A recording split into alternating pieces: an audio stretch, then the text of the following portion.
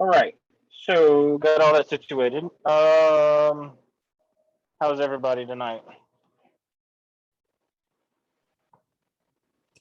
Good. Y'all so talkative. It's so nice of y'all. Hey, since I know there's only 7, hopefully some of the other ones will catch up or log in a little bit. But I gotta get the other slide brought over here. I need to, for the ones that are not here, I'm going to go over some things so when they do hear this recording. So I'm not fussing at you 7, but just gonna make it a statement in whole that so for chapter 26, I noted some had gone forward and taken the test. I removed your scores since we hadn't gone over it, but I did give you a second opportunity. I know that you took it in advance because the time and date wasn't fixed, and that was my mistake. So I fixed that. So we are current. So for the ones, there was only 3 that I went back in and removed your score, and you have a second opportunity to take that. And that's on me. Like I said, that is a Chris Wiley mistake. I know that we had skipped a night, and I didn't change some of the specifically. I know for this one around and maybe another one. So yeah, we'll get the second opportunity to that. So if you, there's 3 of you. Lee, I'm gonna pick on you since you said thank you. You are one. If you have any issues with that, please let me know. I should have got it fixed like at any other point, but it should be taken care of. If not, when you try to log back in, let me know. So going over tonight, I'm gonna go over some bleeding. This is a super short chapter, so y'all lucked out. So just so you know, this is the last chapter, the last module of the class. Let's see how to state it. So just going back over some things. So stated in the previous statements that we sent out the syllabus. I'm not used to teaching my camera on. We're trying some new things, but it's supposed to be in the nice ARES polo, but I forgot it. Don't tell Rob. As stated in the previous syllabus that we know there was some change in all that, that every module had to be completed prior to moving on. And you had to have a passing grade to continue on from the module. I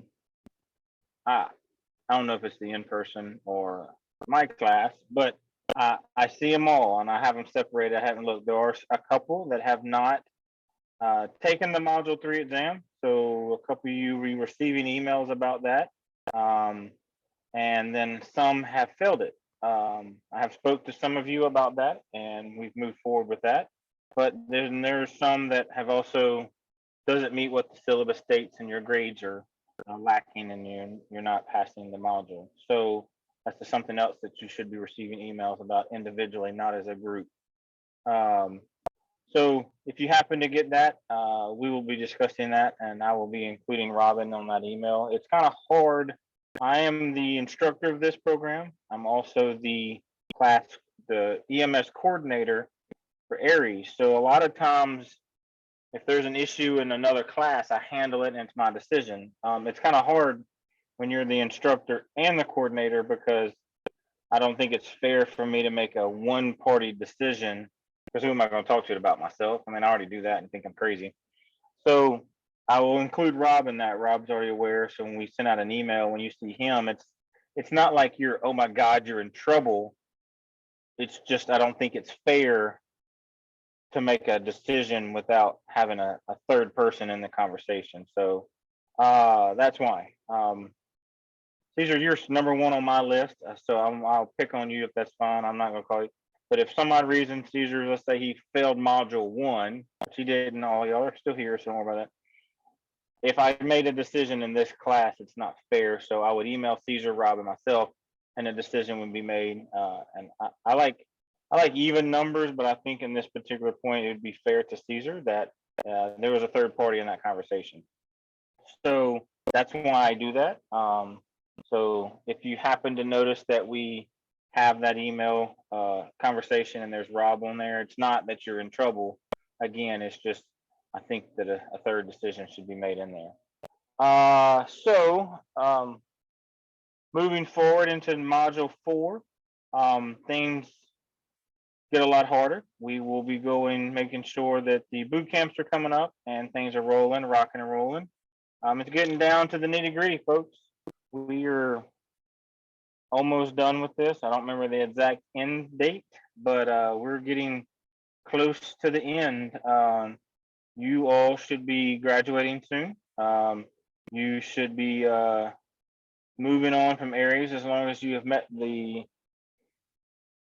academic, psychomotor. I'm trying to remember exactly how I put it the other days. The academic, psychomotor, and the financial agreement. There we go. That's important because I like to get paid. So once those three are met and you have all passed all that, you will proceed on to National Registry.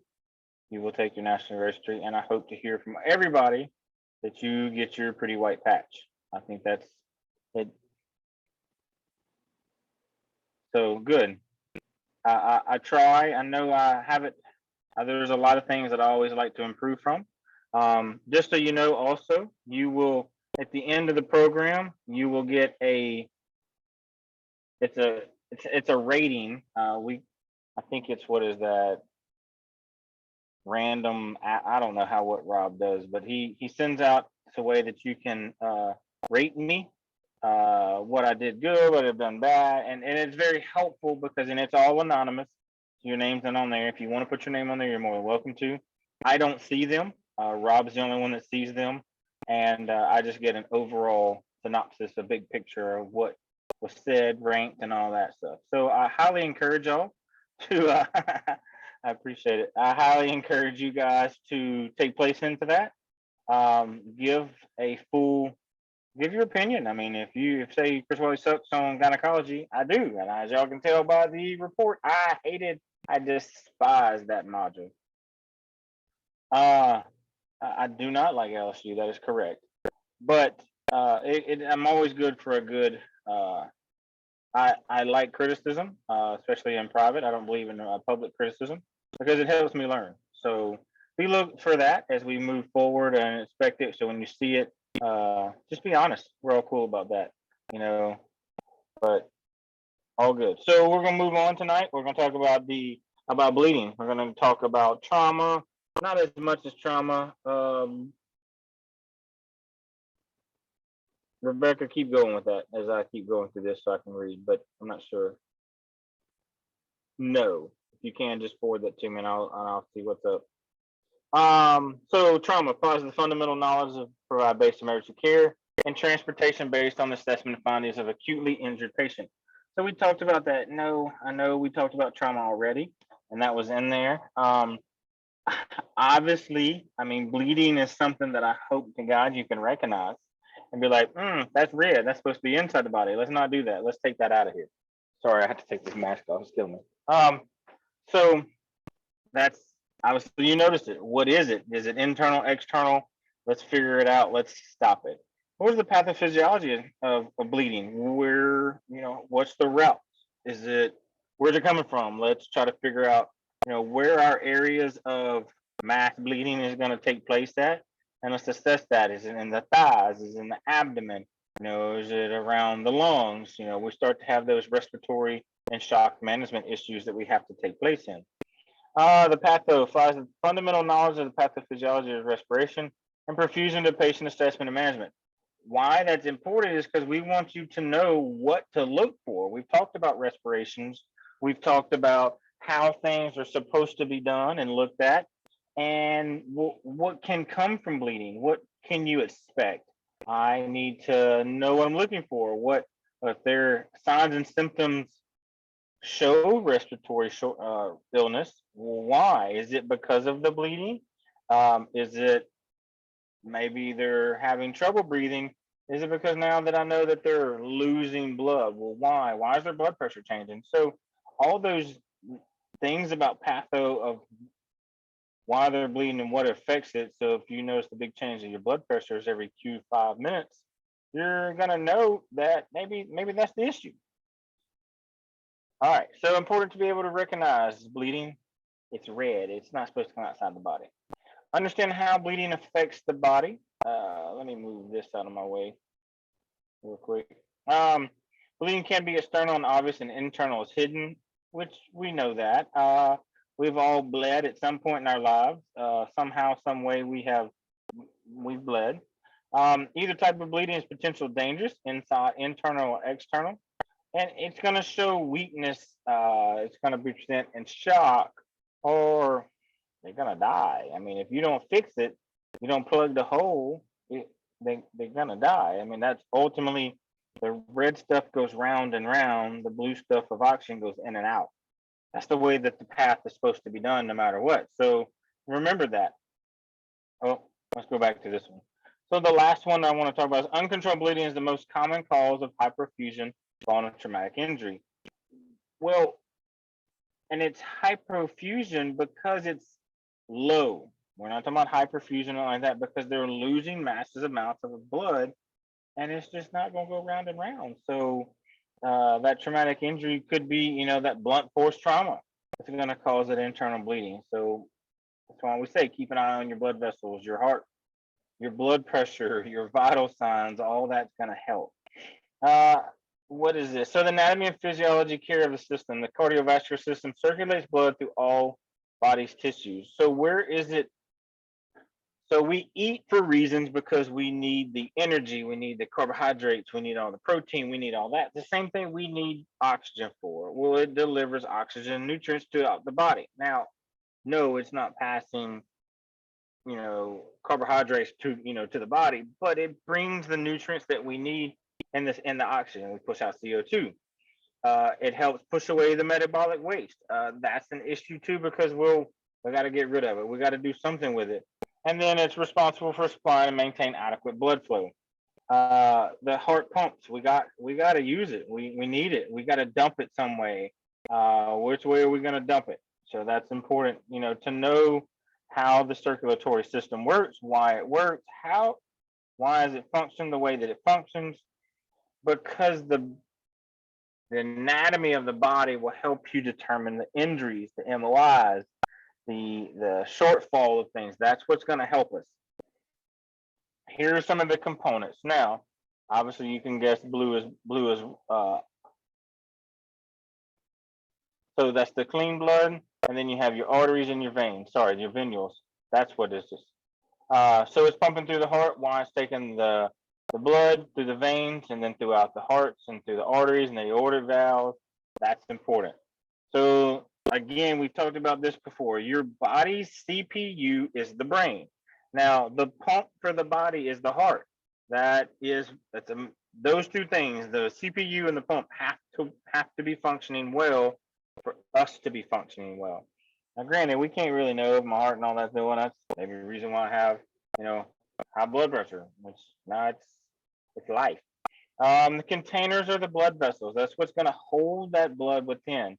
And then it talks about the fluid, and that's the blood and the bodily fluids, the nasty stuff too, because I don't really like none of that on me. I'm just gonna tell y'all, it's gross. You can keep yours and mine and mine. We'll be happy. I'm cool. I don't like blood and bodily fluids on me. Never have, never will. I had a guy come here today. I'm day one on the platform. Come to me. He's like, "Doc, I think I'm just gonna vomit." No, bro. And I told him, look, Chris Wiley doesn't. If you don't like me and you don't think I want to give you medicine, throw up in my clinic, because I'm gonna tell you, you ain't getting no medicine up there, because I'm gonna be throwing up with you, and I'm gonna take the medicine. So there's one thing I can't do, is I do not do vomit well, and I do not like to have blood on me. I may be a little bougie about some things, but them two things, I don't work too good with me. All right, so what is the heart? The heart needs a rich and well-distributed blood supply. It works with two paired pumps. You'll have your atrium and your ventricle. Blood leaves each chamber through a one-way valve. So from a fireman in the room, what is also considered a one-way valve? And I'll tell you, and what I'm asking for is so we can relate this to the body. What is it, fireman?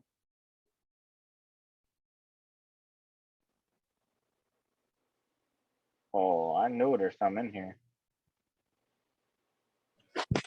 I mean, I'm only been one for 8 months, but I don't know. I guess the airway, or like, one-way valve.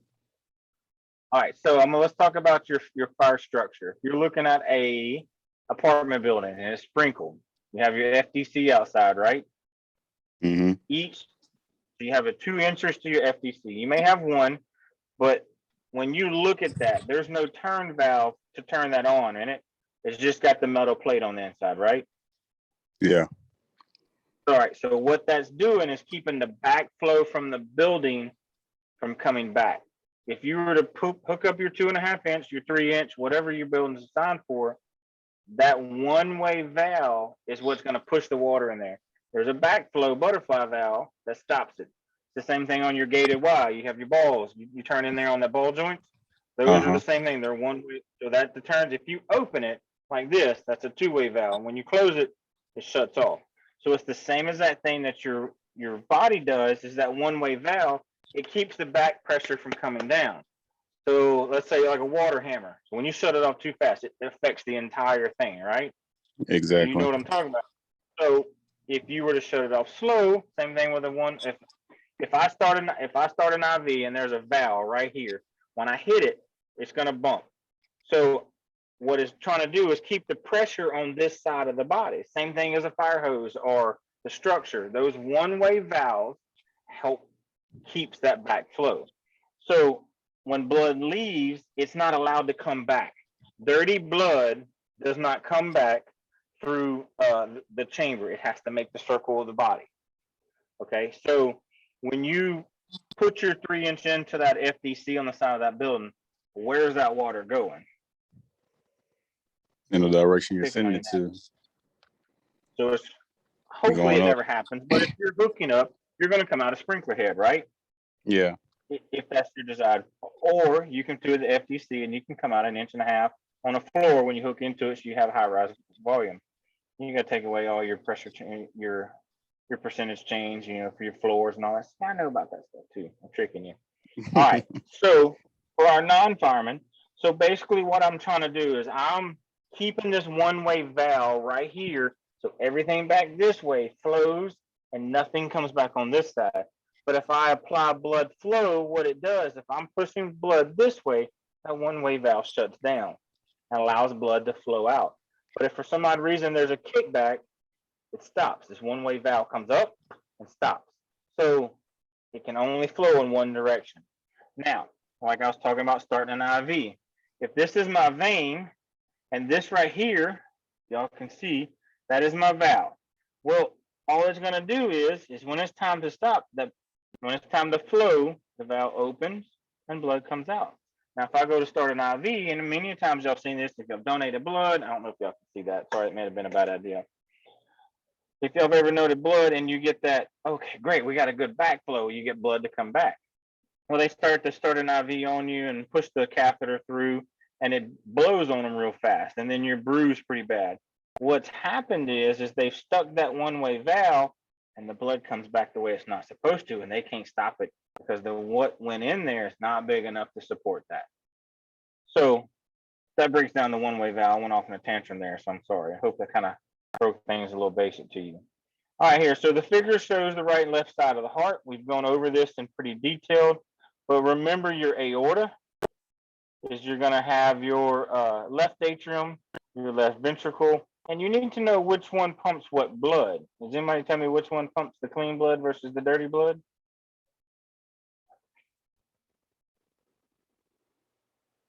Left atrium gets dirty blood, right atrium cleans it. Look at you. All right. He read. No, I'm just kidding. So knowing how that works, and it could affect your, it can affect your lab values, it can affect a whole bunch of things, but knowing how the blood goes round and round is what we want you to know. It helps you overall. You're like, oh, there's damage to the left atrium, and you're just not like, I don't know what you're talking about, Willie. Well, now you know which blood's coming from the which side, because the left side has the heart has oxygen-rich blood. Well, now you know that they're having trouble with oxygen circulation throughout the body. Kind of helps you out there. So the blood vessels, there are types of blood vessels. You have your arteries, your atrials, and your capillaries. So we start out big, we work our way down into the capillaries. Sometimes you'll see the capillaries are on they're very surface side. You can see them, they look like the spider veins all over. Those are what you see there. So the arteries carry blood away from the heart. The arteries are smaller vessels that connect the arteries to the capillaries, and the capillaries pass among all the cells and link arterioles and venules. So venules and veins. Venules are very small, thin-walled vessels empty into the veins, and the veins carry blood from the tissue to the heart. So our overall objective anytime we start an IV is always started into the vein. Now, there is sometimes, depends on where you start an IV, most time if it's in the AC, which is right in the bend of the arm, you can potentially stick in the wrong place and get an artery.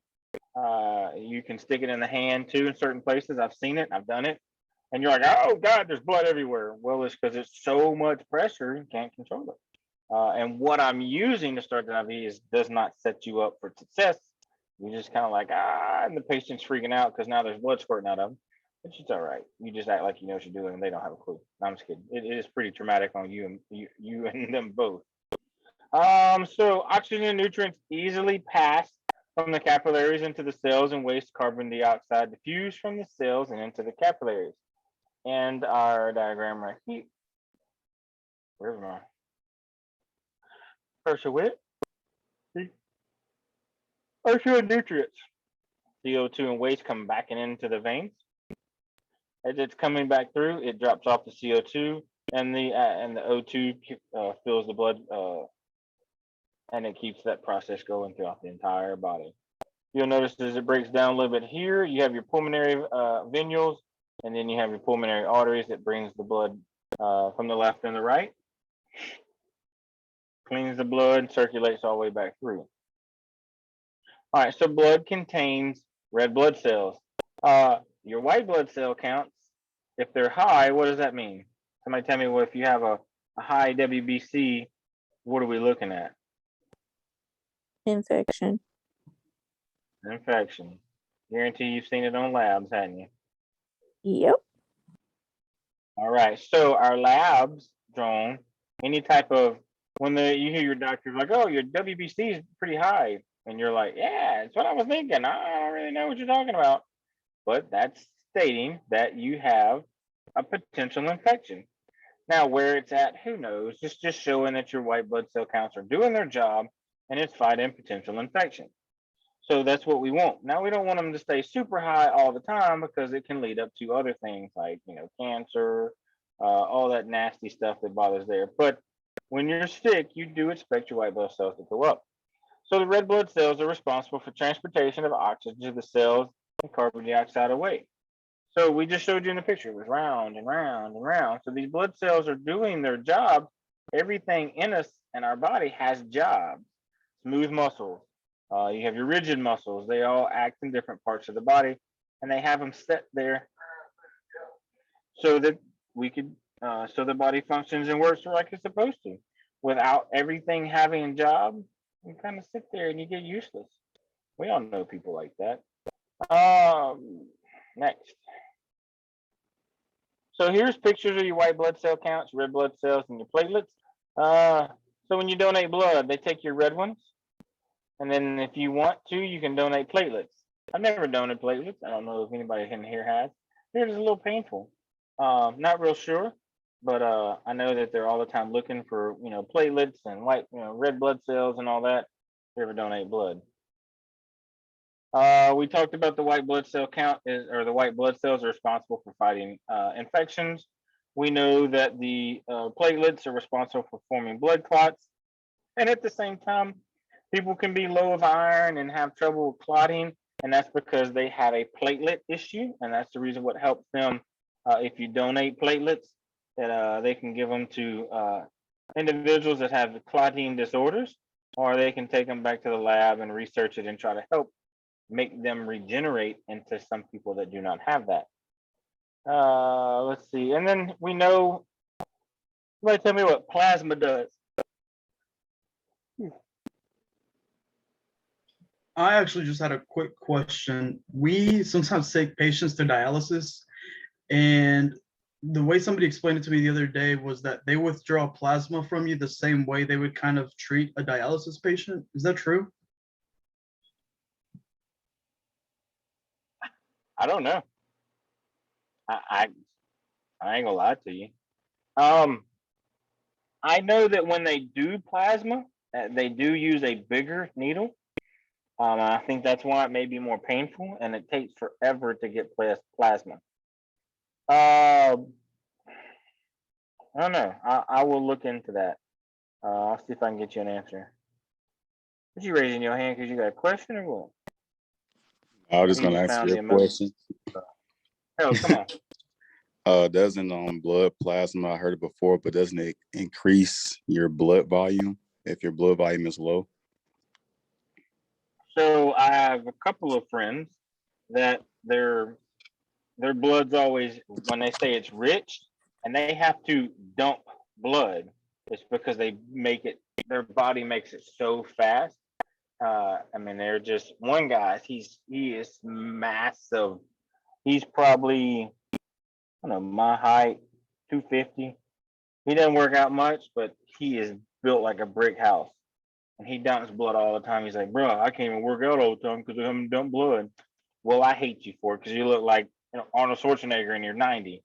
So I don't know, it may just be him that's like that, but I have another buddy that's like the size of my finger, and he has to dump blood a lot because he's they call him he's full, his body's full.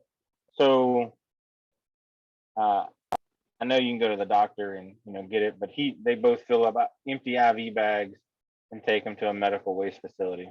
That's probably not the right way you're supposed to do it, but that's the way their doctor allows them. So, but yes, I've heard that before too. So blood clots formation depends on several factors. So your blood status, changes in the blood vessels, such as a wound, and then blood's ability to clot affected by disease or medication. So we know that, you know, being on a medication for so long can potentially cause further infections. It's not that I'm not looking at y'all. I just have to I fidget when I teach. So it's a lot of the reason why I never turn my camera on, because I don't look at y'all, and I know that's bad as I fidget when I talk. So I'm sorry. So what is the blood status? How is it? Is it sick blood? Is it healthy blood? I know that when my mom was diagnosed with cancer and she was going through her chemo and all that, she had a lot of hard time clotting, especially after IVs, and then when they put her in the central line. So they gave her heparin a lot of the time because it helps the blood clot. But after so long too, that it would affect her IV status. So putting a central line in for her it had to be moved pretty regular because of that issue. The blood being low of iron, the plasma and all that trying to help it clot. So that's another issue there. When tissues are injured, platelets begin to collect on the side of injury. Red blood cells become sticky and clump together. It's because it's sick. It's sick blood. It's tiring.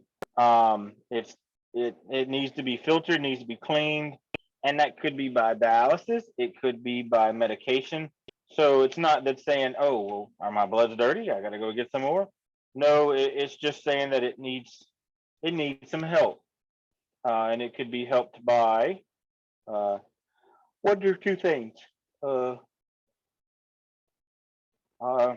Unfortunately, we just had a gentleman out here that was super sick. He passed away. He was not on our platform when he did it, but he passed away on another platform. He was on dialysis.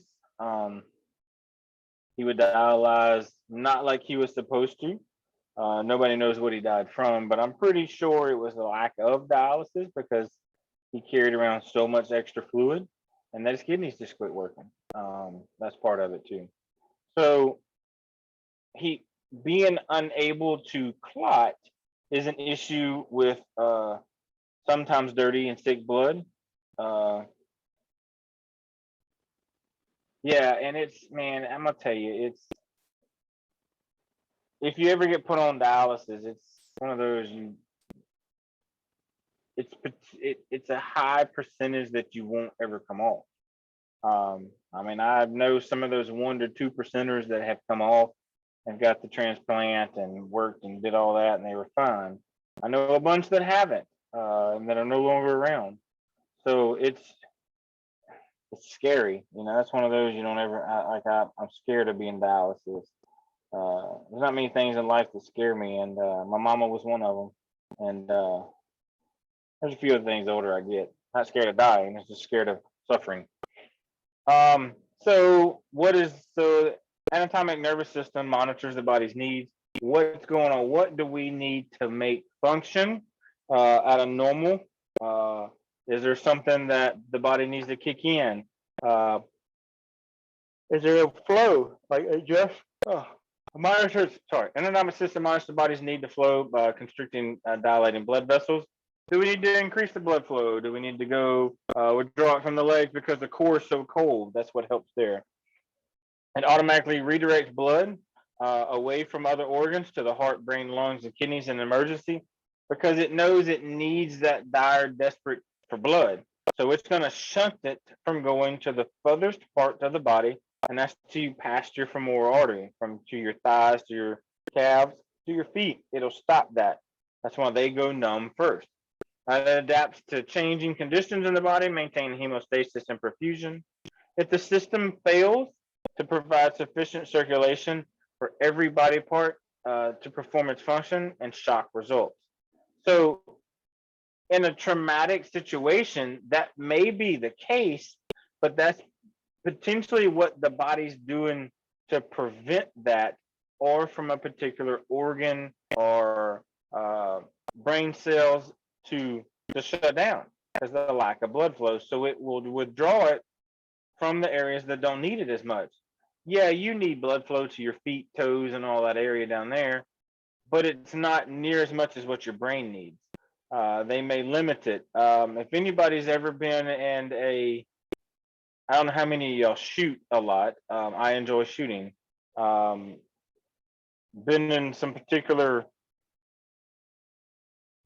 I don't know how to put that, situations and training to where in the fight or flight mode, your small motor skills become hard to use. So like my fingertips, I was unable to grab like if I was going to grab this with my fingers because now everything's functioning, during an emergency, during a situation, I couldn't grab it. I had to grab it with my hand and hold it because my fingertips weren't working. That's the body shunting it to the areas that's needed to your brain to function as fast as your things are processing around the area. So there's a show on Netflix. My bad. I was just gonna say that there was a show on Netflix that explained about that, about when your body enters the fight or flight response, where all the blood gets drawn from your extremities of limbs, especially your fingertips, and gets drawn more to your brain and your legs, so that way you're able to run or use more of the blood that is needed to those vital organs. If you have the name of it, that'd be great. So it'd help everybody, help me out too, because I'm definitely gonna go look it up. But I can promise you the fight or flight mode works for, I was 35 at the time, probably 230. And when that fight or flight mode goes off and you start getting in a gunfight, that boy could run. I impressed myself. I was moving. But I still got passed by everybody else. But I thought I was like walking on water, boys. So the nervous system controls all that. And like I've said time and time before, that just blows my mind to try to sit here and process all of that and think, I don't have to do nothing.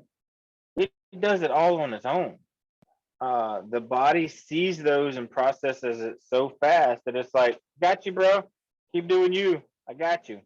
We're gonna shun it from the, from the calves or your buttocks or, your upper arms, and we're gonna put it to these areas that need it. And you're just like, so that is just unbelievably crazy to me. That happens, and then after it's over, you get that dump of epinephrine, and when it's gone, like during it, you get the dump, and when it's over, you're just like, oh my God, I'm so tired, because your body has used up all that stored energy and now you're just like, I just want to go to sleep. Oh my God, I need something. Been there. I can promise you it works very well. So the patho and perfusion. Perfusion is circulation of blood flow with an organ, within an organ or tissue, an adequate amount to meets the cells, the current needs of oxygen, nutrients, and waste. So it's again automatically perfusing to the areas that needs it the most. I don't have to do nothing. The body already knows. And it's just like, wow, whatever computer's running me, I want it to stay working because I think it works great. So that being said, is just if you can process and think about every particular organ that is an automatic response, your sneezing, your blinking, your breathing, your fight or flight mode, that is unbelievable that you're not like, oh, well, let me hang on, let me click that and click this. The body's nervous system, and it just perfuses so well. It's crazy. As you can tell, it just blows my mind. It's nuts. The speed of blood flow, it is fast enough to maintain an adequate circulation throughout the body and avoid clotting, because if it's set there, it would coagulate on its own. It doesn't have to be exposed to oxygen or the outside areas. It's set there long enough, it's going to automatically do it. But it's got a cruise control, because if it was done slow enough, it's not going to have time for the cells to start swapping the oxygen and the carbon dioxide, and it's just not going to say, oh, that one's full of waste, let's dump that one. So that cruise control, shall we say, is set on an average speed that your body functions with, and it's not something that's automatic. It is how you need it. If you're thicker than others, mine may be at a different speed versus you guys that weigh crappy weights that I never weighed at even at birth. So think about that. That's pretty cool, and that's where you also get the blood pressures, the adequate blood pressures for your weight, size, height, and health, and all that. There may be another guy, like if you're an avid runner, your blood pressure is going to be like crap over crap because it's so low, and you function with that on a daily basis, and it's great that you can do that, because even when your blood pressure and heart rate gets high, that's normal for you if you're a runner, because you're just like, oh, okay, I'm cool. So it's got to get super high for you to start having those complaints and issues like that. Some tissues need a constant supply of blood supply, while others can survive with very little. I used to have, and I looked for it. Matter of fact, I was flying today, and as I was flying, I was digging through my phone.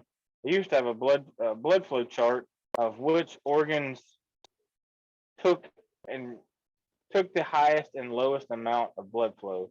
I think it's on my Google Drive. So if I get it and I post it into Discord, you don't feel like you're like, what's he talking about? If I can find it, I'm gonna post it in there, and now y'all have an idea what I'm talking about. All organs and organ systems of the human body depends on adequate perfusion, proper function. Everything in our body needs the blood. It needs oxygen. So we all have to. If we don't have it, we're not going to perfuse well. We're going to have some organs that can't tolerate any type of stop. If there's a hiccup in the blood flow, the organ's going to have a massive shit fit. It's just not going to work right. They got to have that constant flow of oxygen. It's got to have. If it stops for long enough, there's going to be damage. Some of that damage is not fixable. You're going to have it. It's going to die, and the death of those can be pretty quick. I'm not sure what exactly the time frame of these particular organs, but death of an organ can quickly lead to death of a patient. Depends on exactly which organ it is, and which we know the biggest one that requires constant flow of oxygen, blood, is the heart. It's the one that pumps it. I'm pretty sure that's like its oil is blood. So it pumps it round and round, and if it ain't got nothing to pump, it'll seize up and quit. It's just like your vehicle with no oil. It's eventually going to stop. External bleeding. Hemorrhage means bleeding. External bleeding is a visible hemorrhage. Some dispatch will send you to a bleed. Some dispatches will send you to a hemorrhage. It's like, just say the one word. All I want you to do is say uncontrollable bleeding. And then you'll have, oh, patient's hemorrhaging from the face. Why are you trying to sound so smart? Just say common English. It's fine. We all get it. You know what I'm talking about. I see you laughing. The significant splint external bleeding. With serious external bleeding, it may be difficult to tell the amount of blood loss. It's very difficult to tell that. If I were to take you, I wish this is something we've done years before. Take you a cup of water and just take you a cup of water. I was gonna say a little bit of food coloring, but sometimes it'll stain your concrete, and pour it out on your concrete. Then take the same 2 cup of water and pour it on a smoother surface. Let's say like kitchen sink, the kitchen counter. When it disperses and hits and flows out, it's so hard to see the volume and the difference, because then you pour it on a smooth surface and it may run and go down. It is so hard to tell, be like, oh, that's 2 liters. Well, maybe because you poured it out of a 2-liter bottle, but yeah, but if somebody's poured it out of their body and they're like, that's 1.5 liters, thank you very much. I really would like to meet this guy, because they're wrong, because it's very hard to do that. When you transport them and there's a traumatic issue, try to estimate the amount, not a percentage. Besides say it is a lot, give them an idea. There was bleeding on the table that a hand towel couldn't cover up, or that a hand towel could cover up. Give them something that I in my head know, oh, okay, well, that's probably roughly, let's say 5 inches by 5 inches, 6 inches by 6 inches. We know that that's not going to cover it up. All right, cool. We need to, or if you tell them it was bigger than my foot, how do you know? Because I stepped around the blood and I know that it was bigger than that. So those things like that give us ideas. When you get to the ER, be like, oh, he lost a lot of blood. Be like, nah, he good. We all right. We're going to make it. So it says right there, the body will not tolerate an acute blood loss greater than 20% of the blood volume. That is about 2 pints of blood. The body starts having deficits and certain parts of the body start shutting down. You think 20%, man, that ain't a whole lot. But when you only got 1 motor and 1 CPU, those 2 require a lot of blood. So when your blood factory of your heart can't get what it needs, she gonna shut down and she gonna die. So you gotta think you gotta get that blood to the heart, and if there's not none to get there, after a while, she's gonna die. Whoa. Sorry, I skipped to me. We talked about this one. Some blood pressure changes, vital signs that fluctuate, should give you your first intuition that there is a bleed. It should tell you, well, something's going on. We need to look at it. Why is my blood pressure from, let's say 120 over 85 now down to 90 over 70? Well, those numbers are too close, and you know that this patient's just gonna die. And then you check it again, and it's like 88 over 52. There's bleeding somewhere, and we got to fix it. They may have internal bleeding that we can't fix. So you give them a load of diesel fuel and go to the hospital fast as you can, safely. That's what's going to help them. ALS will intervene and potentially help and, hang blood, or, can help with a LR or something like that. But you being the great patient provider that you're going to be, and recognizing that early, the better off you're going to have, and it's going to be a better ability.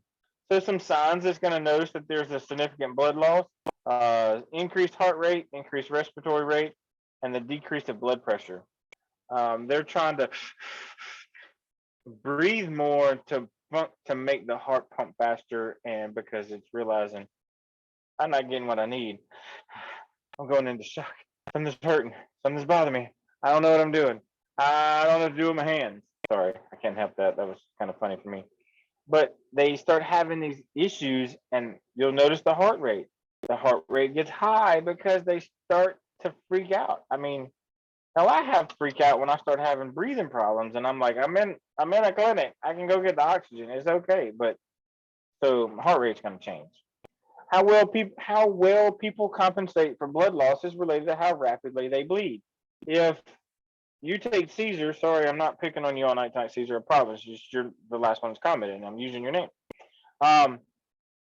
He may have a half-inch hole in him, and I may have a half-inch hole in me. And if I'm a bigger guy, I'm gonna bleed faster than he is. It's not the size of the bullet that matters in that situation. It's the size of the hole. So the hole that's going to come out is going to be the same, but at the same time is look like the volume of both of us. One of us may be bigger than the other one. So I would say an adult can comfortably donate 1 unit of blood over 15 to 20 minutes. If similar blood loss occurs in a much shorter period of time, the person may rapidly develop symptoms of hypovolemic shock. The age and pre-existing health of a patient should be considered. So are they in good health, or are they in crappy health? Well, that's going to tell us how much basically blood they're going to have, and how long is it going to take before you're like, oh God, we got to call the quarter. Because ALS support is probably not going to be able to fix that. You should consider bleeding to be serious if the following are present: poor general appearance and no response to external stimuli. I woke up and be like, hey, bro, what's up? Can you hear me? No response. You're going to have issues. Or if you've been over trying to take care of this gunshot victim and they don't respond. Significant blood loss. In my book. Rapid blood loss. It is like taking that 2-inch hole and just going whoop, and pulling it out. You gonna lose a lot of blood, so that's pretty significant in my book. Uncontrolled bleeding, and then a significant MOI, so that's mechanism of injury. Those are going to be your signs and telltale signs that you're gonna have some issues if we don't fix all that blood coming out that hole. We got to do something for it to start clotting. Arterial pressure. Pressure can cause blood to spurt and make bleeding difficult to control. Those are the ones that are going to squirt out at you. Every time the heart beats, typically brighter red and spurts in time of the pulse. Told you. Venous bleeding is this dark red and does not spurt easy to manage or make like clotting spontaneously in the arterial blood. And it can perfuse and be life-threatening. So venous bleeding is pretty rough. Most of the time you can tell you're bleeding by the color, and does it pulsate? Does it squirt every time the heart pumps? No, then it's a venous blood. So in most times, like we said before, I used to have a chart. If it was dark red, or what color of blood was it, and that would help determine how long the patient has. Kind of a little bit morbid, but it gives you a rough idea, like how old they are, what size are they, how tall are they. Kind of gives you a guesstimated weight, and then not Mississippi, because like I'm supposed to be like 185 pounds. I think I was born 185 pounds. So it was a chart that broke it down to saying, oh, well, you know, it's a flow chart. Oh, well, he should last 15 minutes at such and such, and you're like, I think I'm more important in 15 minutes. Let's give me like 20. Here's some different capillary bleeding. Bleeding from a damaged capillary vessels, dark red oozes steadily but slowly. If you look in that picture real quick, hang on, I need to read this email. It tells you that you have different types of bleeding. It's oozing out. I mean, come on, y'all. Y'all know we can fix that. Why? Okay, let me ask this. So why do we tell you not to lick the blood when you're bleeding? What's the biggest thing? What's the biggest no-no for that?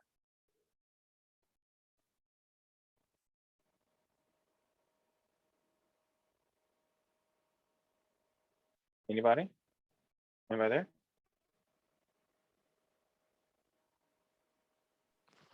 Could it be, I guess, to prevent infection, or I think someone said bacteria. Tamara said bacteria. So Okay. Well, and it's also going. So I'm trying to handle two things at one time. I got another neighboring platform that needs some supplies we're trying to send over to them. So what's going to potentially happen is the blood's going to enter the body, and it's going to upset your stomach because now it's going to your stomach because it's not supposed to be there. Blood has an odor. I don't know if y'all have ever smelt blood. If y'all walked into a shooting, stabbing, or somebody that's been down for a while, it stinks. It's nasty. So it's not supposed to be there. It's going to make you sick. So if you're trying to put that into your body, now you have the nausea vomiting part. So although it really just add pressure, just put pressure on it and give it a few minutes. If it bleeds through it, add more. Don't take it off and add a new one. It's okay to add more on top of it.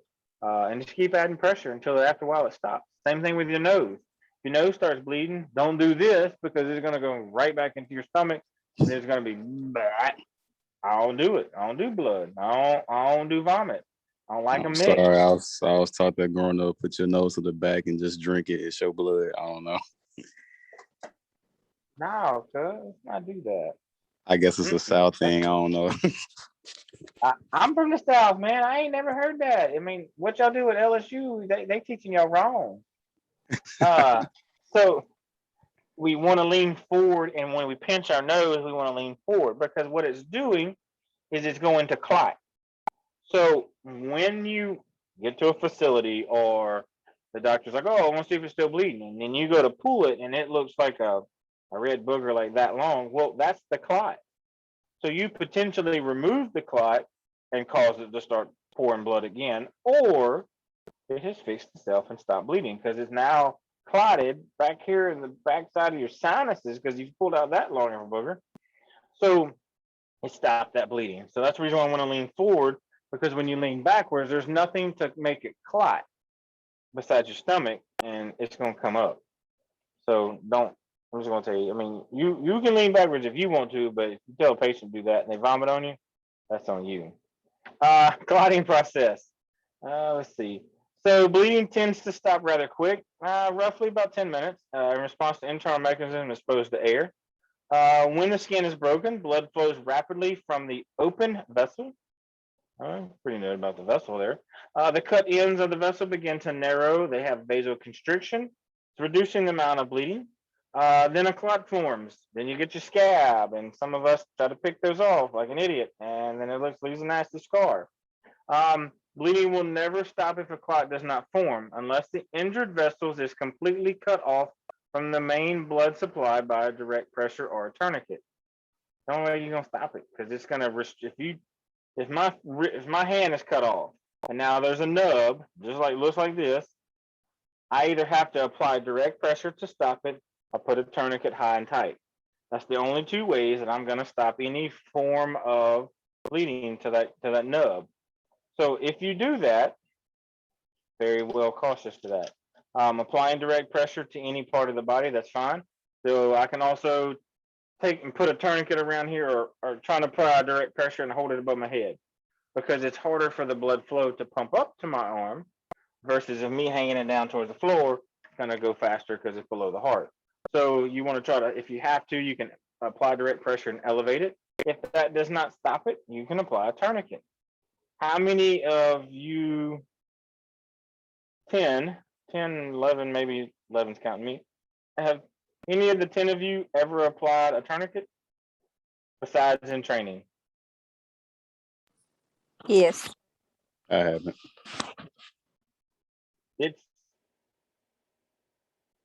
It's always nice to practice a couple of times in training. Let me say it that way. I'm an avid tourniquet carrier.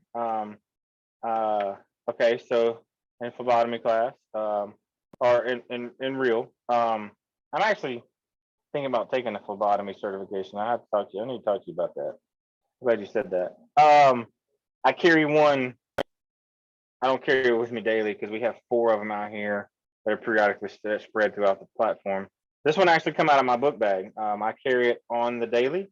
I have 2 in my truck, 4 in my truck, 2 in my wife's truck. There's 6 on my shooting bag. I have 1 in every deer stand that I have. My kids know how to put them on. My wife is very adamant on put them on. I put a lot of tourniquets on in the Middle East. I'll say it like that. After a while, you kind of get the mindset is tighter the better. Because the first time you put it on, you're like, oh, it's still bleeding. And because you don't know. I mean, it's like, I don't know. It's just I just went through a class, bro. They told me I could do it. So that being said, is you're just kind of like, yeah, let's put the tourniquet on. There are proper ways to stage them, apply them, and use them. If you ever are in Mississippi and you are able to take Stop the Bleed class, UMC does that one that is very, very well. It's University of Mississippi Medical Center. Very, very, very good course. Some other states have them, so I'm not knocking some of the other states, but I highly recommend you do that. Take it, take the course. It's not something that you do on every single time, but it is something that you need to learn how to apply. All right, I'll stop venting. Let me show the next one. So hemophilia. So hemophilia lacks the ability to clot or the clotting factors. It's not saying that they can't, it's just they have trouble clotting. Or if they are hardcore hemophilia, they can't clot at all. Bleeding may occur spontaneously because their skins moving,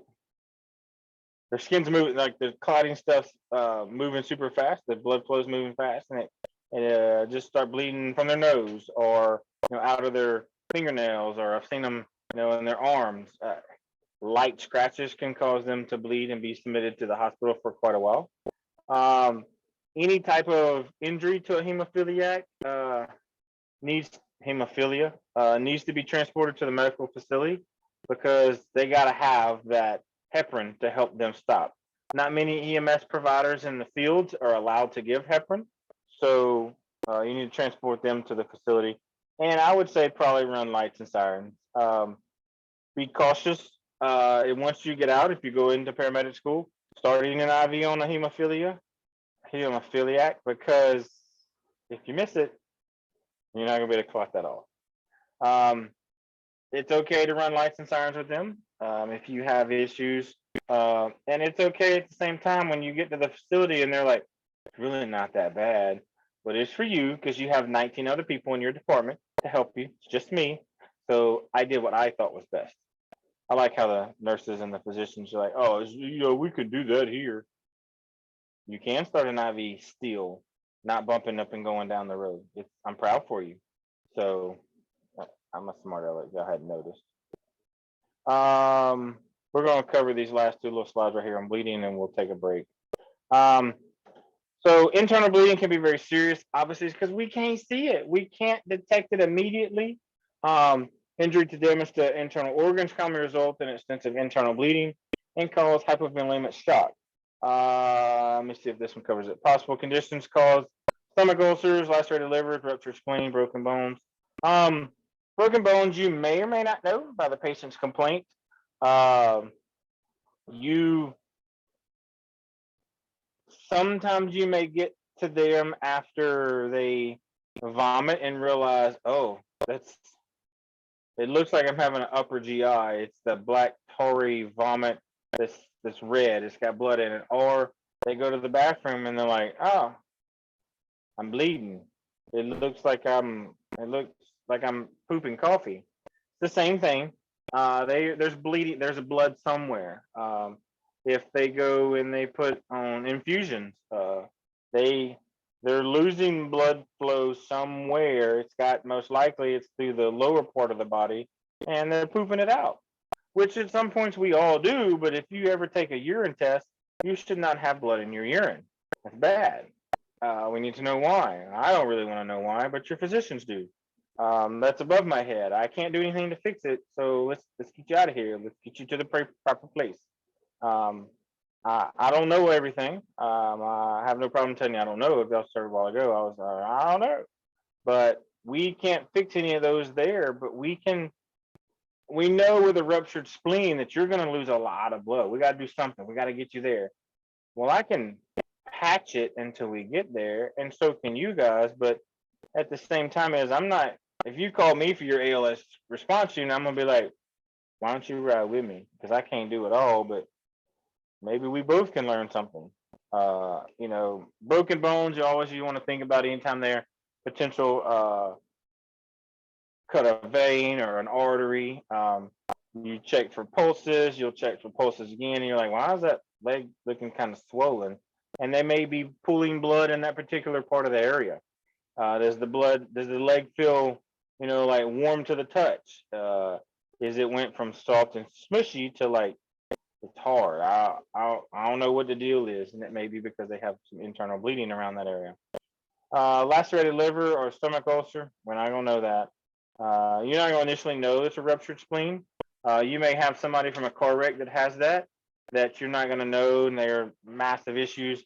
And then as you're getting refusals from everybody, and they're sitting in your truck waiting on to clear the call because you're trying to get your reports done, Fred may fall out and may be dead, and you're like, I already finished his report. Why does he want to do this now? Control, go ahead and send me another report. One of the refusals now fell out. That may be an issue from your ruptured spleen. It's happened, just so you could tell. I can tell you about that. Let's take 10 minutes. I will be back at, we'll say we'll be back at 9:20. That gives you a couple of minutes. Any questions for right now? You said 9:20 or 7:20? Oh, it is 7:20. Whoops, my watch. Because my watch says 19:08, and I was just like, oh, it's 9:20. Thank you. Appreciate you catching that. No problem. So at 7:20, we will be back. Appreciate that. All right, I'll see y'all in a minute.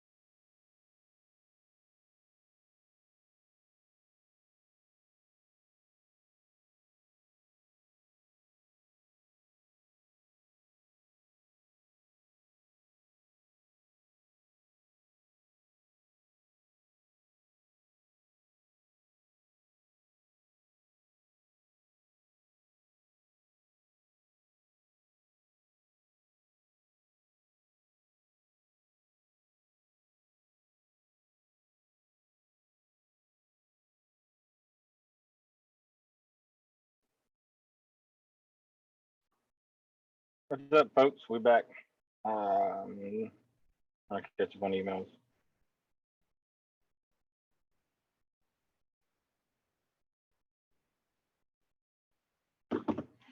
All right, so going. There's a bad glare on my iPad. That's why I'm like. So let's see here. So we've done that one. All right. So what's the mechanism for internal injuries? Mechanism of injuries. So mechanism of internal injuries for internal bleeding potentially is always going to be a high energy mechanism of injury. And it should increase your index of suspicion of the possibility of a serious unseen injuries. So we're talking about like blunt force injuries, penetrating trauma. And if you remember, we all talked about that the other day, about the definition of each one on what they both did, and between the blunt and the penetrating.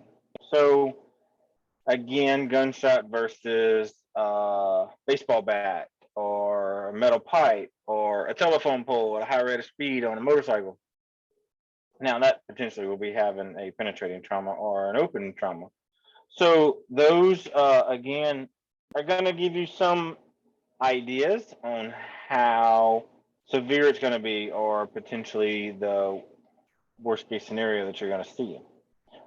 So how do we get the mnemonic to get our mechanism of injury? And that's going to be DCAP BTLS. I highly suggest that you learn this. I don't want you to memorize it, because memorization you'll forget. You need to know this. I use this to this day. I've learned it all the way back from EMT basic school.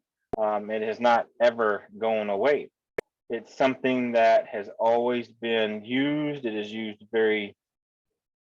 a lot. I mean, I use it all the time when I'm dealing with patients. A guy came in here earlier today, and I went down the DCAP BTLS. Now I did it for his specific injury, but this mnemonic will save your butt in the long run, knowing this. So when you see that mechanism of injury and you want to, I'm going to, during your boot camps, I'm going to do a DCAP BTLS of the head, the arms, the shoulders, as you do that, and you're verbalizing what you're going to do, but make sure you know what you're saying, because at some point I'll be like, so what's the T stand for? I'll stop you right in the middle of your. Now I can't be in the room with you guys, because that's just not how it works. But any other students, and I do a lot of registry checkoff skills for the state of Mississippi. I'm like, so what's DCAP BTLS stand for? What's the S? I don't want to know the whole thing. Just tell me what the S is. And they're like, swelling. All right, continue with your assessment. I just want to make sure you know what you're talking about, and you know how to walk the talk. Not talk the walk, because you can talk to me all day long. So make sure you know this. So the deformities, contusions, debris, penetrations, burns, tenderness, lacerations, swelling needs to be done on every part as you're going through here. Internal bleeding is not always caused by trauma. Possible non-traumatic causes include bleeding ulcers, bleeding from the colon, ruptured ectopic pregnancy, and an aneurysm. Are we going to see an aneurysm or bleeding ulcers? No, not going to see those. You will see bleeding from the colon eventually, and then you ruptured ectopic pregnancy. They're going to call you for it, trust me. And you're going to be like, I don't do kids. Well, good, because this is an adult. You got to fix that. It is not as important for you to know the specific organ involved as it is to recognize that the patient is in shock and respond appropriately. So I don't need you to know, be like, oh, that's the liver. I don't really care what you're going to do to fix it, or how are you going to slow it down. I'm going to put his pelvic above his head. Wait, what did you just say to me? What? I thought it was his liver. So knowing the area and knowing potentially if you're bleeding from the colon, what is causing that? What's its route? Small intestines to large intestines. Okay, so it could be throughout that process, and how to respond that way. That's the biggest thing that we need you to know. Stand by. Somebody out here is texting me.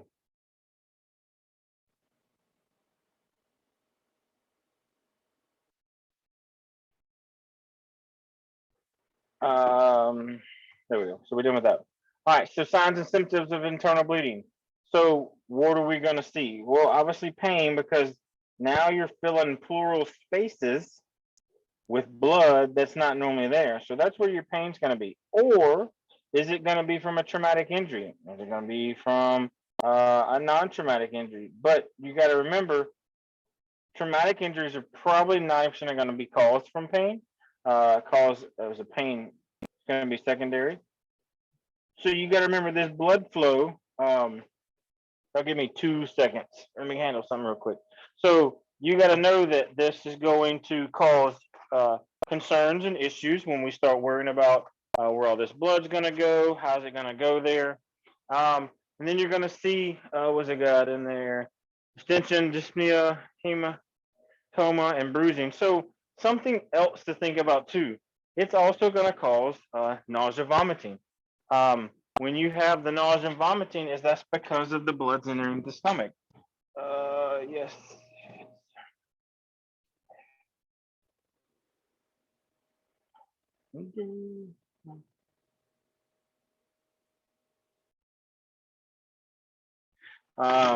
So distension. So if it's in the belly, it's going to start swelling. We'll have to note that the swelling of the belly was noted during our assessment.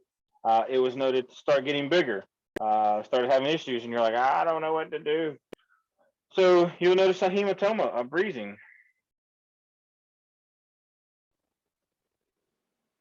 And bruising. So like we've all been bruised at some point in time. You're like, ow.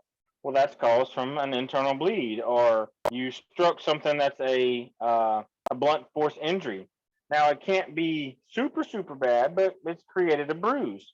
But that's internal bleeding that we didn't know about. You found it out after the fact. Let's see. We talked about dyspnea. 1 to 2 word dyspnea. Remember, it's the shortness of breath. Tachycardia means their heart rate's going to be extremely high because their body's trying to find more blood and pump it really faster because it's trying to fill the void that's created from the bleeding. And the hypotension, because now our blood volume has been decreased, so now your blood pressure is going to go down. So when you check the blood pressure, you're like, oh, are you normally 70/20? No, I'm not. Cool. Now you know why. Bleeding from any opening, stop it, cut it off, fix it, not cut it off, clot it off. Bright red bleeding from the mouth or rectum, those two are probably bad. Hemophilia, non-menstrual vaginal bleeding, it's traumatic, or but still traumatic. Let's say any type of vomited blood, bright red or dark, because you need, even if you go to an upper GI call, you want to know, is it bright red or dark red? Because if it's dark red, it's been sitting on the stomach. Bright red, it's closer to the GI tract and it's vomited instantly. Coffee grounds, obviously we know that. The black tarry foul smell, bleeding, and that's from a lower GI. That is just gonna sit there and you'll be like, I don't want to see this. I'm good. You good, bro? You just tell me what it looked like. Pain, tenderness, bruising, guarding, or swelling, possible closed fracture. You're like, whoa, just don't touch my arm. It really hurts really bad. It's not normally like this. It's like it's got a big bump in there. Well, what happened? I don't remember. Could be from a slip, trip, and fall where they hit their head too. So think about that one. Broken ribs, bruise over the lower part of the chest, or grown rigid, distended abdomen. So if the ribs are broken low, you may have some bleeding that's punctured into the pleural space, and now you may have a pneumothorax. I mean, a hemothorax. Sorry, I didn't mean to say pneumo. So you'll have a hemothorax, and you're just like, transport to the hospital. Would you like to go? Which one do you want to go to? Well, we're going to go to the one that I choose. I like to tell people all the time, where do you want to go? It doesn't matter. I'm going to go where I want you to go because it's traumatic. Those are all your signs and symptoms of internal bleeding. because remember, your only telltale sign is doing a full good assessment and finding that don't look smart or doesn't look good because something's not. Hey, that doesn't look too good there, buddy. So that being said, is keep an eye on things, make sure things are your assessment and you're continuing to assess them. Hyperfusion. So hyperfusion is changing the mental status, such as anxiety, restlessness. They start to get feisty. They want to fight you a little bit. You've got your weakness. They're just they fainty, and I don't look so good. They get real dizzy when they stand up or sitting. When they stand up too fast, they get dizzy because their blood pressure has dropped and they vagal down. Changing the skin color, a pallor. You just be like, you super ashy and you look pale, bruh. So I've seen a dark black man look was pale as he could be. I've seen when I say Indias, I mean from like the country of India, not Indians, but they have seen them turn. So those are more of your darker skins, and it's sometimes you're like, well, how do you know if they're pale? Oh, you'll be able to tell. They just don't look good. Your tachycardia, we'll start looking at that. Notice that their heart rate is super high, and like, why? I just can't pick more. It hurts putting my legs on the stretcher. Can you help me, please? They got that weak. I get dizzy when I stand up. I just feel like I'm fixing to faint when they sit down. They're always thirsty because now everything's starting to shunt to the core of the body to try to get that going. The nausea and vomiting, probably because there's blood sitting somewhere on their GI tract. The cold, moist, clammy skin. Remember I told you about some telltale signs about the sweat beads being all over the forehead. What is that kind of a little tell sign? Does anybody remember? The sweat does not run, it just sits there. What's that, remember?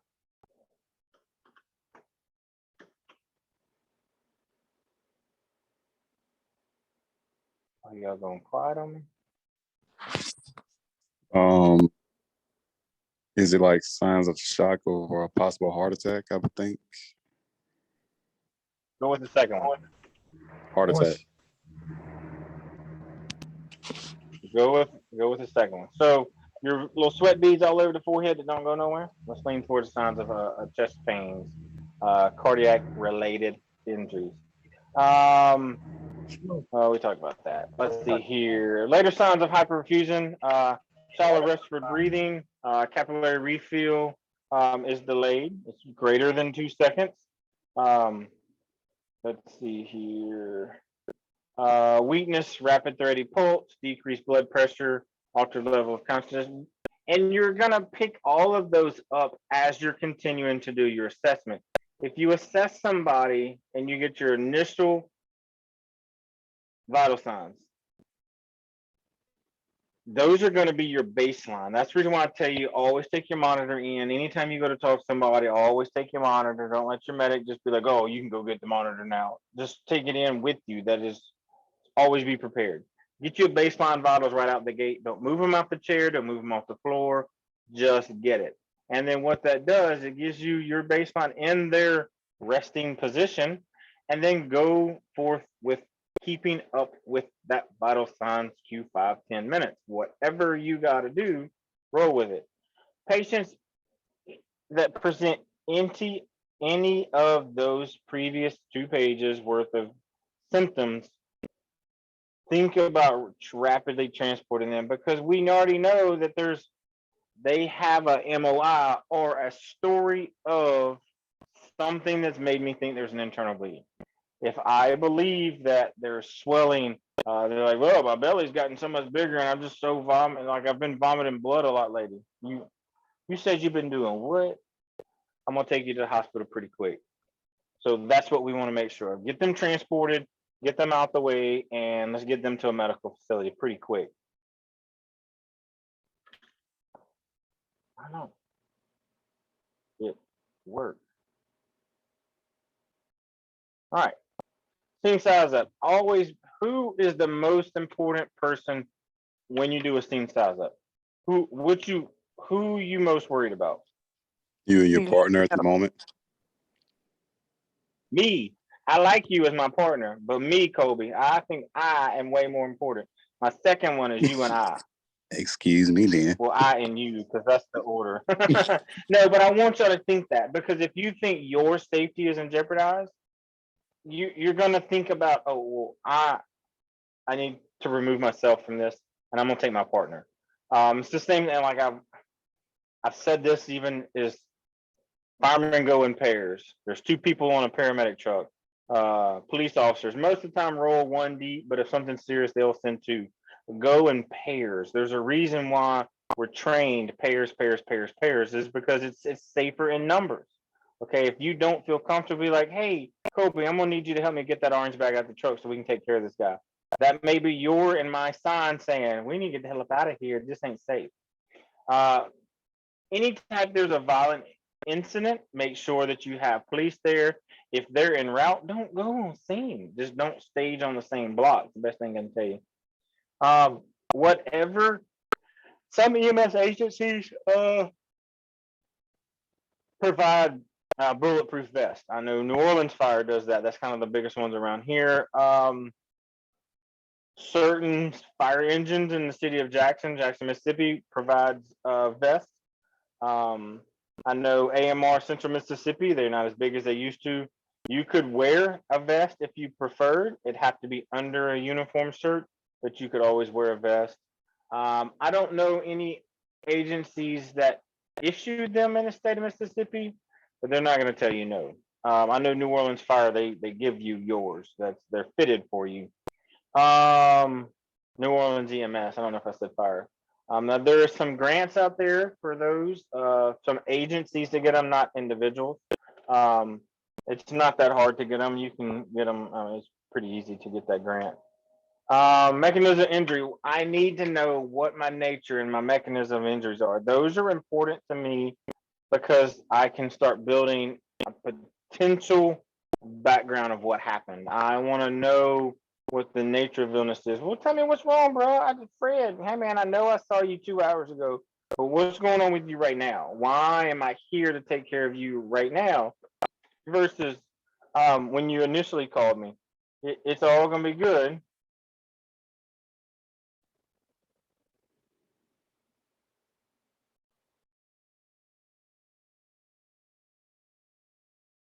It's all gonna be good for you, but I just need you to tell me what's going on. Well, my right toe hurts. Well, you're missing your entire foot, so let's go from there. Let's back up. Maybe your right leg, maybe the whole foot that you're missing.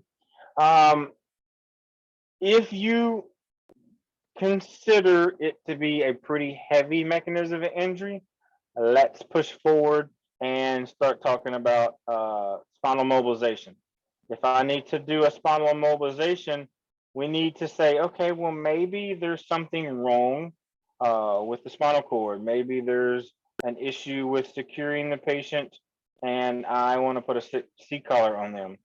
Then do it. Put them on that backboard. Allow that patient to be secured, and then the medical facility can take them off when you get there because they got all the cool toys and they got portable x-rays. We don't. We don't have that. As much as people think that we have all the cool stuff, we ain't got it. We got like stethoscopes and some blood pressure and then like a tourniquet on your truck. Come on. So if you think that they need it, follow what your local protocols say for sure. Your primary assessment.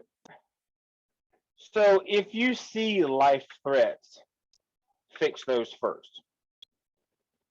But don't forget to go back to your primary assessment and continue down. You still have to do a full primary assessment, even though you're like, oh, he's squirting blood out of his right arm. Okay, let's stop. Let's fix the ABCs, go back and continue assessing. So don't forget that. Formal general impression. Be aware of obvious signs of injuries, determine age and gender. Those are something that I want you to get your general impression through dispatch, through arriving on scene. What does the scene look like as you're walking up to it? What does the patient look like? That's your general impression. Or you be like, I think they full of it, you know, bro. And then you roll them over and there's like a big 12 gauge hole in them. I think they're serious now. So it's okay to get your general impression, but don't sit on that and dwell and say, wow, that's what's wrong. You don't need to call no ambulance. Treat your patient. Make sure you take good bedside manner. Before the rapid exam, you want to do this in a timely manner, but at the same time, don't beat around the bush to where you're like, you've been doing this for 15 minutes. Let's go. Like, let's make the decision. Are we gonna go to the hospital, or are we gonna let you continue this hour-long assessment? That's important. Make that timely manner. And determine the level of consciousness using the AFPU scale. Are they alert? Are they used to verbal, painful stimuli, or are they completely unresponsive? And then give them a GCS. What is their GCS? Remember, you can get a high number and a low number. Forming your GCS may be asked upon you at boot camp. Just saying. Their ABCs. Is it patent? Are they able to maintain their own airway? Or do I have to intervene and assist with that? Okay. If they're unresponsive, do I need to put a OPA or an NPA in? Is that something that I need to control, or can they control their own airway by themselves? Do I have to jump in there? If I just got to put some simple oxygen on to help them breathe, okay, let's do it. You should have done that in the beginning. As you're going down your airway, assess your airway. Hey, I'm going to go ahead and put you in some oxygen. This will help you. I want you to take some slow, deep breaths. Do your breathing and circulation. Come back and then reassess that oxygen to see if it's helped out any. Circulation. If the circulation has been compromised, stop, fix it. I want to know what their pulse is. Do you even feel a pulse in that right arm that was having issues to begin with? Check the capillary refill time. Those are not always, and that's you pinch the thumb. How long does it take for the pinkness to come back versus the white? Is it greater than 2 seconds? Okay, you need to know that. Control external bleeding. We know that should be done initially. If you see it, stop it. Treat for signs of shock. That's easy. Trendelenburg position, feet in the air, head below the feet. Try to get the blood back to the core of the body. Let's keep it there. Keep them warm, wrapped up. Don't let them get cold and start shivering. And now you're burning all that extra energy that we don't want them to. They need to keep that. What is my transport decisions? Do I need to stay in play, or is it time for me to go to the hospital and intervene with ALS on the way? Patients who have significant bleeding will quickly become unstable. So do I need to fix it or be like, he'll stop bleeding after a while? We all will. So that's probably not a good statement. So let's fix the bleeding and have ALS meet us so they can potentially give some blood or hypersonic fluid, or they give LR or something like that. Signs that imply the need for rapid transport, as you can see on your screen, those are all super, super, super important. Because the top two, tachycardia and tapnea, you can fix that as a basic. Besides your tachycardia, you can fix the shortness of breath. But what's the underlining reason? Are they going to quickly go into their respiratory distress now? Are they going to go into respiratory failure shortly after that? Can't tell you yes or no, but know that that's potentially a result. What did I learn out of their history? What has taught me from asking questions back and forth? Has it taught me anything? Did I ask enough questions? And then after a while, after you're out there for a hot minute, working the streets, you start learning questions to ask. Be like, hey, bro, when's the last time you got your medicine filled? And you're like, what's that matter? Well, maybe he can't afford it, and that's why we're here for the respiratory issue. Instead of having the breathing treatment that he says he has that was filled in January and it's the end of September, that may be a good answer and tell you, well, he hasn't had any breathing treatments in a while when he's needed them. So he's probably calling us for, shortness of breath and needing a breathing treatment. Oh, look, it fixes everything. So you learn those questions. Sample history. What can sample answer for me? Ask the patient, do they take any regular medications? Yes. Do you take any cardiac medicines, blood pressure medicines? Do you have any blood thinners that you take? Oh yeah, well I take such and such, and you're like, oh, that's an important one. But if you don't ask specific questions, you will only get broad answers. If the patient is unresponsive, try to look for the medical alert bracelets, wrist, neck. I've seen people tattoo them on them, so y'all look for all over that. Look for, I'm sorry. Determine how much blood has been lost. Attempt to determine that. We talked about that a while ago. If any of y'all have kids, you can try to get their attention. Take a small cup of water and then take a large cup of water and see if, and measure it out. Be like, okay, well, that's 4 cups versus 2 cups, and have the kids pour it out and say, okay, so whose looks like they have the most? And it just gives you an idea and be like, wow, that's a lot of blood that is on the ground. You know, and then at nighttime, everything looks like it's a lot more. So consider those factors as you go from there. Secondary assessment is going to be the same as my primary, but it's going to be more detailed. I'm going to touch, I'm going to feel every part of their head, their arms, their torso, their chest, front and back. I'm going to log roll them. I want to check on my hands down their back and make sure that I didn't miss anything. Their pelvic area, be very cautious as you check the chest and pelvic area, obviously of male and females. But you need to assess it if there's injury only in that area. If they're complaining of pelvic pain, it's a rapid, you can check real quick, okay, do I have shortened rotation on the right leg? Well, that may be from a displaced hip. So those things can help you assess. And then again, I've said it before to y'all, have that patient like, hey, bro, need you to reach down here and check your jewels. Do you feel like you got everything there? Just feel it for me. You good? All right, yeah, I'm fine. I just feel like that's all I need to know, man. I don't want to take anything else. If I need to, I will. I don't want to, but I want you to do that. Same thing with a young lady. Ma'am, listen to me. I need you to make sure that I don't want to touch you in any areas, but I need to assess it. I need you to tell me if something doesn't feel in the right place.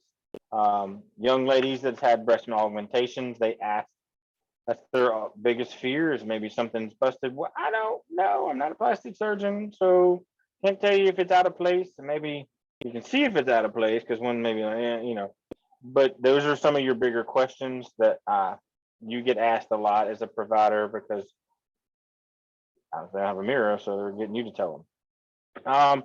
So your reassessment. So when you do these reassessments, frequently pick your times, Q5, Q15, Q10, whatever your policies, procedures say, that you need to redo these assessments. And remember, you apply oxygen, you provide a splint, reassess those during that time frame and make notes. So when you do your report that, you know, at such and such time, right arm split was reassessed, positive pulse felt in the radial, and patient had minor flexation of the fingertips or the fingers, the phalanges. Some interventions, we just talked about that. Provide treatment for shock if applicable. Do not delay transport of a patient and to complete an assessment. Do it on the way. I mean, you walk around in the back of an ambulance, so you have to do it going up and down a road, do it. If you're like, man, this guy really needs to get to the hospital, like he's gonna die if we don't go right now, then go call for air support. Have them meet you at County Road 136 and 55. Who knows? I don't have a clue. And be like, you know, this is why I need you here to meet me now. Communication documentations, recognize, estimate, and report the amount of blood loss and how rapidly over what period of time it occurred. Communicate all relevant information to the staff and the receiving hospital. Somebody was telling me, I don't remember who it was, but they call a generic number and they speak to their medcom. Oh, it was original. Talked about talking to medcom. I told you 25 words or less. That is kind of the key terms. If it's a traumatic issue, I'm like, Unit 126 to UMC. I got a 27-year-old male, multiple gunshot wounds. Patient is unstable, airway is secured by ET tube. We are doing CPR, be at your facility in 5 minutes. I'll give you full port on arrival. That's all they need to know, because now they know they need to activate the trauma team. They got to get blood down. They got to have x-ray standing by. They got to have respiratory because he's intubated. So I don't want to be like, well, we're en route. Got 3 shots to the chest. I got things to do. So they got things to do. So let's make this work. But give them enough information to where they don't have to come back and be like, 126, did you can you tell me if he's breathing? I just told you I'm breathing for him. So don't make them come back and ask for questions. Just make sure you note that, give it clear and slow your voice down. You're going to be freaking out, but slow and precise. Emergency medical care for external bleeding. Wear gloves, eye protection, possibility mask down. That is your standard PPE. Please do not get off the truck without that on you. I know the particular ambulance service that I'll tell you, Acadian ambulance service, that's part of your normal call volume PPE. You must wear glasses on every call. They do provide glasses to you, obviously gloves in every truck, and a mask. That is the standard. Get off the truck, grandma fail, you're gonna have it on. It is just a safety precaution. It's not gonna stop something from happening, but things happen no matter what, but as you're trying to prevent. If you've got to give high flow O2, make sure you note why, how much, the route, and the dose. Cool. We talked about if obvious, the one that's down there says control. Chris, Yo. Just a tad bit confused. Why do we have to chart the high flow? And I understand. I do understand the part why, but because once it's high flow, we can just turn it up to like what 12, 10, depends on the patient and stuff. Well, when you say high flow O2, some agencies may say, well, that's 10 or higher. Well, it's a different oxygen delivery mask at the same time. That makes sense? Yeah, make excellent sense, because you're trying to make sure that they get as much oxygen, especially with that non-breathe on. Yes, if I put you on a non-rebreather or a bag valve mask, if I'm bagging you, I want it on 15. I want to make sure the bag is fully inflated, and I'm breathing with you. I'm not trying to over breathe you. So when I say high flow O2 at 15 liters a minute via NRB. So does that make sense? Gotcha. Yeah, that makes sense. Hey, also check your emails. I emailed you earlier.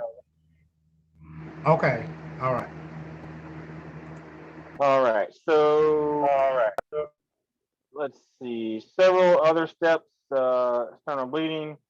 Blood pressure. We talked about that. Pressure points. Tourniquets. Hemostatic dressings. Wound packing. Those get to a very hard topic when we start talking about hemostatic dressings and wound packing. Some states don't allow it, some do. The national standard tells you to do that. That is something, it's hard for me to tell you here. I don't have the mannequin here, and I'm not busting out some of the pack dressing over there because it's expensive. A lot of the packing dressing does have a blue line straight up the center. And when you go to push that in the wound and you're packing it down, the blue line is there for x-rays only. Doesn't tell you which direction it goes in, which direction it goes out. That is for when they shoot an x-ray, that it shows that there's potentially some more dressing still left in there if you use more than one packing dressing. Tourniquets are very important because you have to document the time you put it on there. Anything you do right in that area, you need to document what time you applied direct pressure, how long did you apply direct pressure for, what type of splint did you use. I'm not asking you what angle you cut it at, but anything that you need to document on the tourniquets. They have the time and stamp on there for a reason, because you need to write the time. I'm not worried about the date because it's going to be you're doing it today, so and you're taking him to the hospital today, so pretty sure we know the date. But make sure you write on there. If for some odd reason you don't write the time, I need an estimation of time. If you're like, it was between 1900 and 1910, that's about the time frame. We're going to go with that time. But specifically for the hemostatic dressing and the wound packing, if you can recall saying, hey, I used 4 packs of wound dressing and then I put a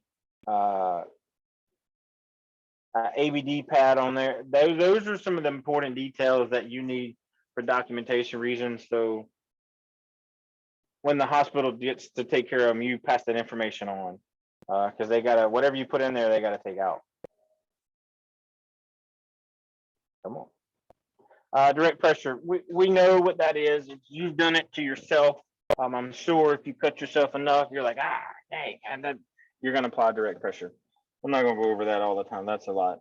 Wound packing. All right. So the gauze can be packed into larger wounds to control hemorrhage when direct pressure is not adequate, or the application of tourniquet is not possible, depending upon where it's at.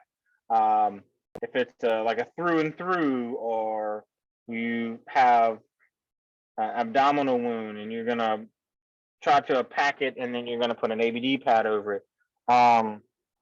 I've packed in the neck before, up in here when they've been shot. It didn't hit the central line, but it shot up into here and it did hit an artery, and was able to take some clamps and clamped it off. But I did pack the wound. So those are some of the areas that you put there. If you have your book, it shows 26-2 talks about techniques for packing a wound. That's just so you can learn that. So tourniquets. This is one of those, it's a high and tight. No matter where the injury's at, it's always high and tight, period. That's the standard, that's the national standard. Cat tourniquet teaches high and tight. Tried True have always done high and tight. They initially, when they came out, they were like, oh, it's 2 inches above the injury and not on a joint. It never wants to be on a joint because it's not going to be able to form a tight seal, but high and tight. So if I get shot in the thigh, I want to go to the groin area. I want to right where it starts to make that bend. Here's my pelvic, here's my leg. I want the tourniquet to be up here at an angle, trying to clamp that artery off with more artery. Just want to, and then over time they can release them. They get them back in the hospital and release it over time and control that and fix the artery at the same time. They can release those tourniquets and you won't lose a limb. Junctional tourniquets, they are compressive life-threatening bleeding in the areas where standard tourniquets application is not possible. Those are cool. I used to have an abdominal tourniquet. Those were cool. I've had pelvic tourniquets. I've used them, can't get them back. They're one time, one use. Tourniquets also have time stamps on here on how good and how long they're for and what environment they're exposed to. So in the Middle East, we would change our tourniquets every 6 weeks because they were exposed, they were on us, they were exposed to the environment, to the dirt, to the dust. So every 6 weeks, we would take ours out, put more on, with spray paint them blue, because then we started using them for training, and we didn't really care if they got left out in the environments. Splints, this is an air splint. I personally have never ever used an air splint. They have not been used in the state of Mississippi as long as I've been around. I don't even really know how to tell you how to use an air splint. Does anybody in here have ever used an air splint that can tell us? Because I don't know.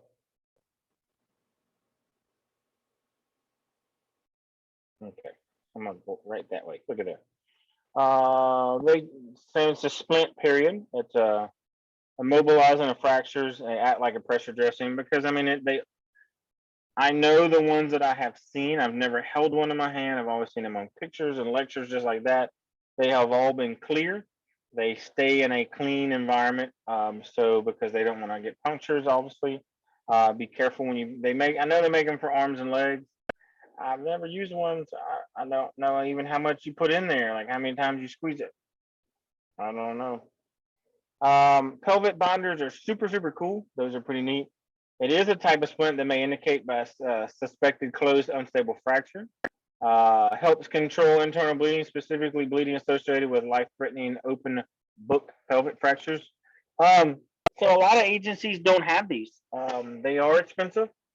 They once you get them to the hospital, sometimes they don't return them. I know it's easier if you have like a hospital EMS because they may not keep them in the ER, or if they do, they just go to the supply room and get another one. But what works also is a top sheet of a bed. You can fold in half long ways to where when you roll it over the patient, that they're equal enough to where you can tie a knot in them, or you can twist them up very tightly to where as soon as the patient stops complaining of pain, it's in the right position. And then you want to tape it off, tie it off, however you can hold it in that particular position. And then remember, when you go to move them, you want to document it where they move, document prior to moving, and then once you move them, you need to reassess that. Be like, hey, how is your pelvic feeling? You still feeling good? You still feel like your hips out of place? They're gonna be like, yeah, it feels like it's grinding. Well, yeah, because it's broke. I can't fix that. I'm just splinted it. So a sheet splint is fantastic. I like those a lot. Bleeding from the ears, nose, and mouth. Again, let's not do what some people do and they lean it back and drink to it. No, I'm just messing with you. Any type of skull fracture, facial injuries. I will tell you, a friend of ours' son recently just got, no, it's Sunday, got kicked in the face by a horse. Thought he was pretty much going to be injured for the rest of his life. Grace of God, whichever one above you believe into. I'm not preaching religion, but he did have a skull fracture. They were able to sedate him. He woke up today. He was fighting a little bit, but they removed the PICC line, removed the tube, so he's doing a lot good. So that resulted into a quick transport to a trauma center to specialize in pediatrics. Facial injuries are going to bleed a lot. They're going to be because they're very venual, because your face is, if you ever guys, you cut yourself shaving, bleeds a lot. It's very venous. Sinusitis, yeah, it was, Rebecca, it was like we thought he was not going to do so good. Sinusitis, infections, and using nose drops, dried and cracked nasal mucus. It's sinusitis. It's the season. We're fixing to get into it again, but it's COVID at the same time, and we're like, guys, it's going into the flu season. Let's think with our brains, not with our books. Unfortunately, high blood pressure can cause nosebleeds. I've resorted to that a couple of times, but I was really high. Coagulation disorder, digital trauma, and cancer. Those can also cause, a lot of bleeding too, because cancer does affect your clotting issues and with the radiation and all that. Not saying it's like, oh my God, I got radiation, I can get you to know me. No, it's not that. It's just a lot of the injuries that they have are, induced more by the radiation. Nosebleeds, we already talked about that. I'm not going to go over that again. We say nosebleeds may indicate a skull fracture. Depends what the MOI is. Again, loosely cover the bleeding with sterile gauze pad, apply light compression at a target. Oh, so here we go. So if you have bleeding from the ears, you wipe it. It looks like this. See how it's formed a circle? And it's kind of a yellowish. That is cerebral spinal fluid. That's called what we call the halo effect. Right in here, that's the halo. That's what you want to look for. That will tell you if there's a skull fracture or not. If they're leaking fluid, you want to make sure you take that with you. If you are able to note that, one, take a picture of it because it's really freaking cool. And two, you can show your friends. And three, the hospital's going to want to see it because they're not going to believe you. So, like, no, they're not. You don't know what you're talking about.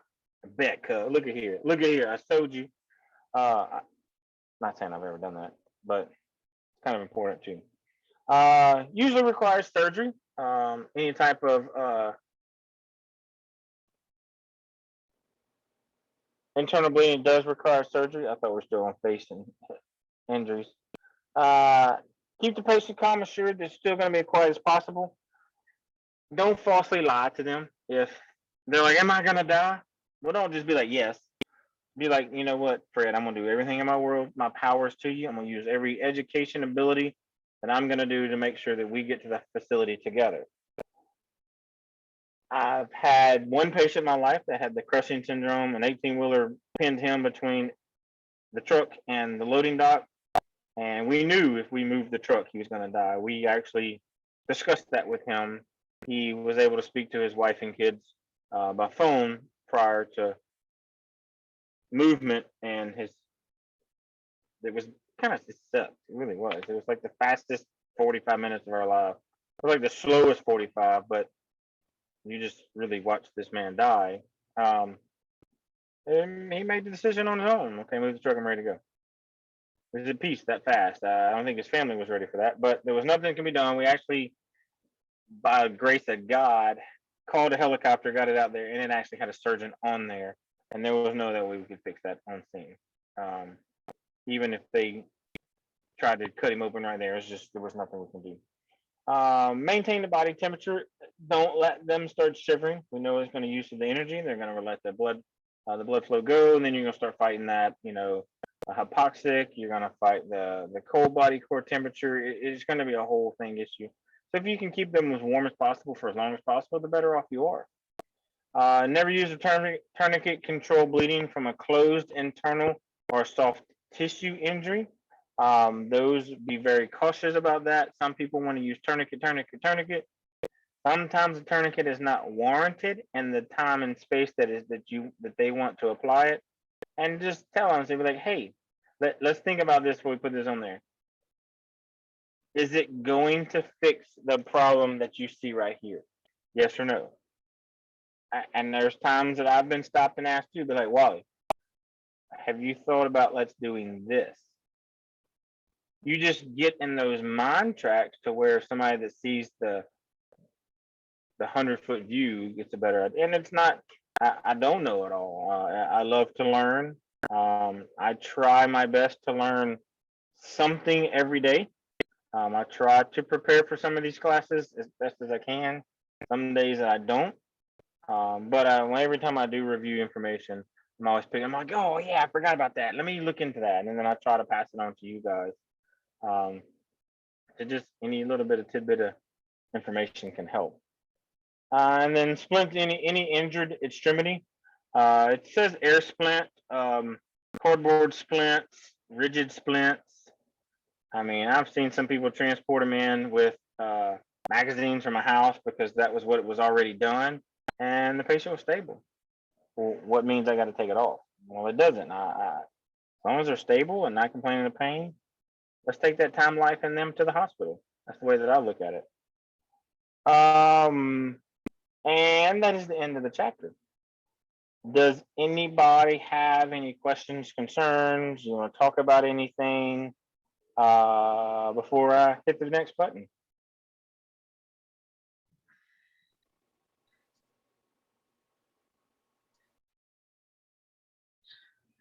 Just real quick.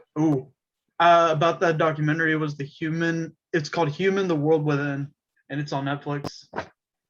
The Human World Within. I typed that in the box. Is that right? The Human World Within, is it that? Just Or did I? Oh, sorry. I apologize. Human World Within. I'm gonna have to look that up. That sounds pretty cool. Definitely recommend sharing that. If y'all have time and all that, check into that. Maybe that's something we can discuss, go over. Maybe help. If any little bit of thing helps, man, I'm gonna tell you, that's why I love it. And that's the reason why I try to ask y'all questions as much as we can and get y'all to interact, because y'all may have done something before, like the air splints. I don't know. Hopefully one of y'all have done it. Anybody else? Any questions, concerns, anything else? All right, folks, as always, it is a pleasure. I will hang out for a couple minutes. If anybody needs anything, I'm gonna sit back here in a corner. But there's your, come on. There's your code for the evening. If nobody has any questions and all that, I'm going to turn my ugly self off and I'll mute my mic.